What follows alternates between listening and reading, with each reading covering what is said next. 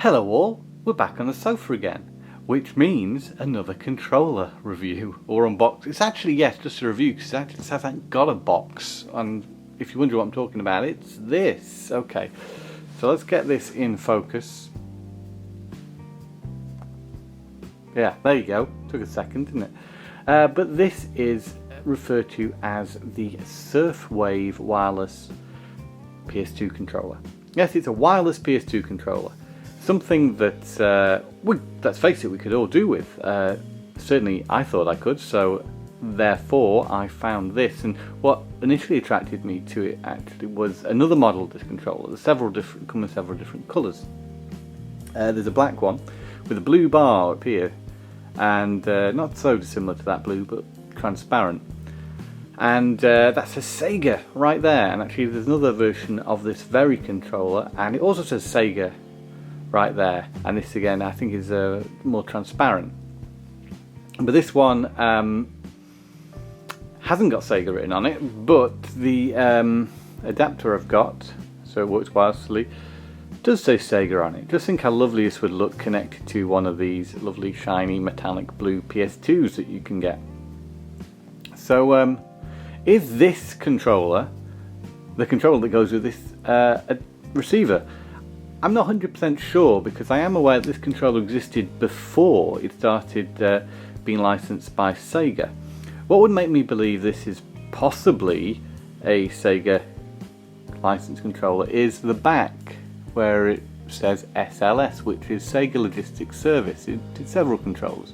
The controller itself is developed by, or created by, Foundtech. So this controller did exist prior to the SEGA branding. Now, what could have happened is someone could have lost the battery cover for the original and placed a replacement battery cover on it, which was actually for the SLS Sega controller, because this is the same battery cover that's on the black version, other than the serial number.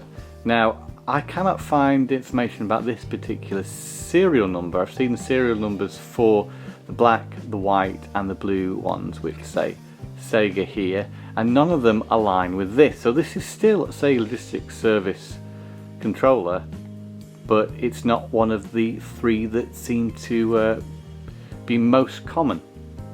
In fact, this controller doesn't seem to be incredibly common anymore. It's relatively expensive on the second-hand market, and they don't show up that much on eBay. If you look back online, you can see that there were once quite a few of these controllers out and about, but now they've become rather scarce, it would appear.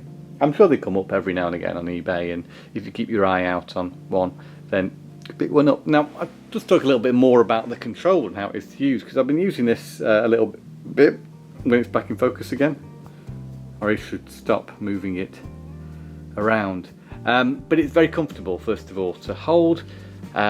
Sticks are good. Now, they're slightly rubbery, and you can feel a slight bit... No, they're not sticky, but you feel like, oh, they could go sticky at some point. You know how some of these plastic textures tend to go sticky. I was concerned about the back, because that's sort of got like a slightly rubberized texture, but that is not sticky at all. Actually, and the rubberized sort of texture actually makes it a bit nicer to hold.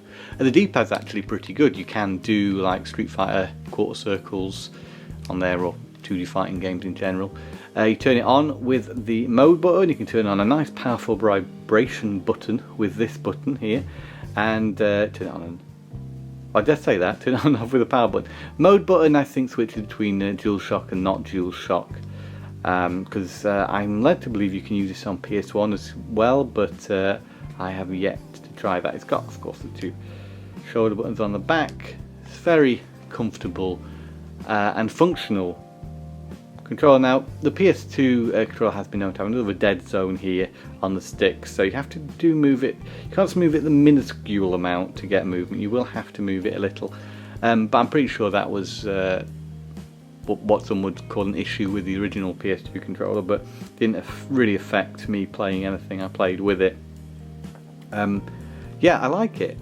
I like it very much, and the receiver looks very nice as well. This sort of glows blue when the controller's paired. Now, paired, it seems to pair automatically. You stick this in your PlayStation 2 or perhaps PlayStation 1, you press the power button and there you go, always your on-call, little light lights up on here and you're connected.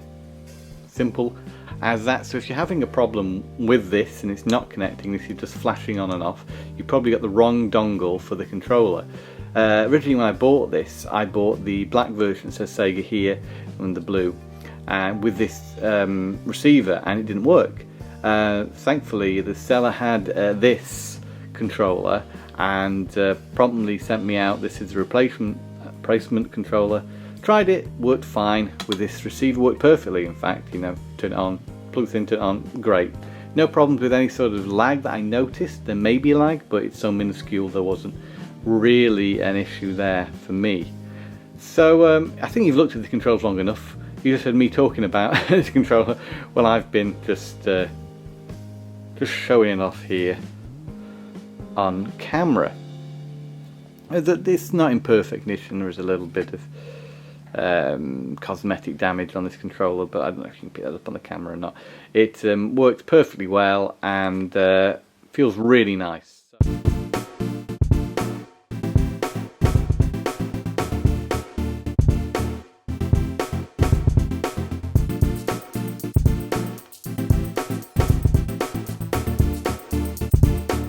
So there's not much more I can say, but if you've got any questions about this controller, let me know. If you know any more about it, also comment below, because yeah, it's quite peculiar how this is a or possibly is a Sega Logistics Service controller, but it doesn't say Sega on it, yet it does on the receiver.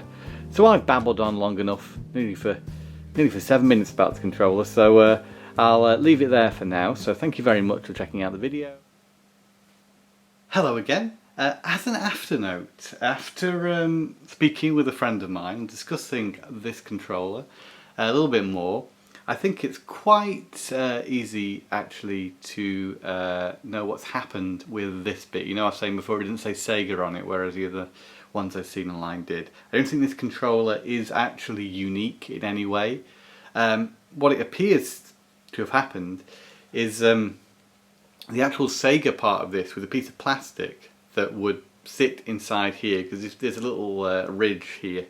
A piece of plastic sit inside here, white solid plastic that said Sega on it. What's happened is that simply fallen off. I think that's what's happened.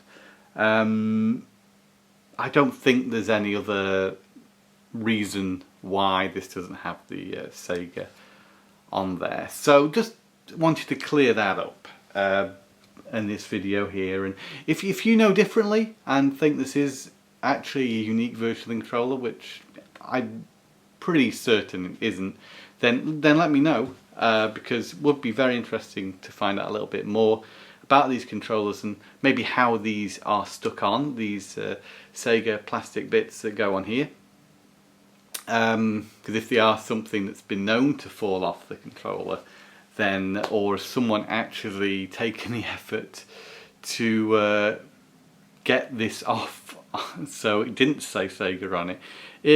I don't know if you'll be able to pick this up on the camera, but there's actually some splitting in the plastic. It's probably really hard to see because it's a hairline splitting here, whereas yeah, I imagine someone had put pressure on it to take the Sega part off, then they probably would have done damage not too dissimilar to that.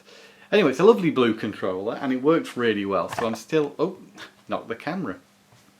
I'm really still very happy to have it, so yeah, there we go. Thanks again for watching and see you again soon. Bye.